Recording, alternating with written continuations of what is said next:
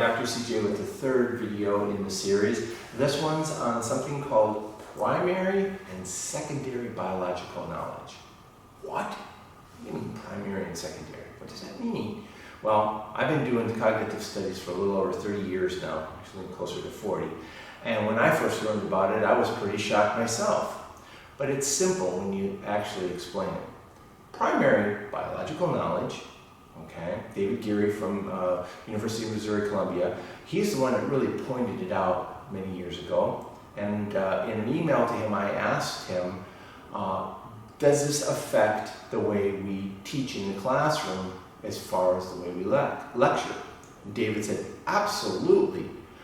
If we are talking about things that our students can use as primary knowledge, learning to speak, learning to walk, a whole myriad, picking up spoons, things like that. The more we can rely on those types of knowledge integrated into our curriculum, the easier it is for them.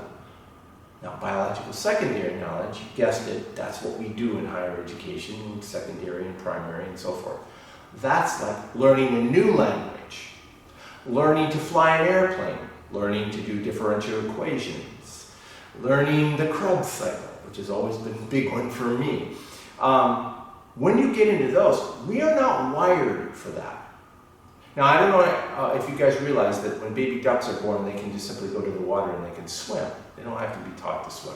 That's an example of biological primary knowledge. But there is no one who can pick up a pencil when they're a baby and start writing.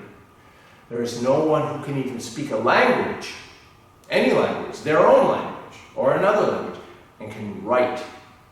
They have to be taught to write. They have to be taught the tools of writing. That's biological secondary knowledge. It's very difficult. Okay?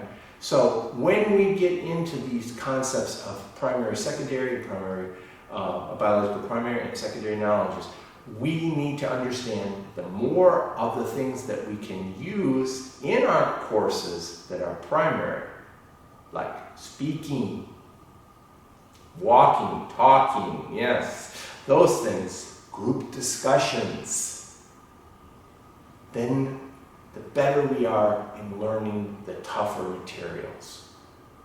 Okay?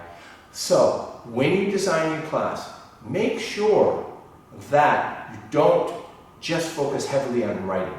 Most of you have your PowerPoints up there and your students are doing this. Bring in the talking. That's a primary biological knowledge. Reduce that secondary, the writing.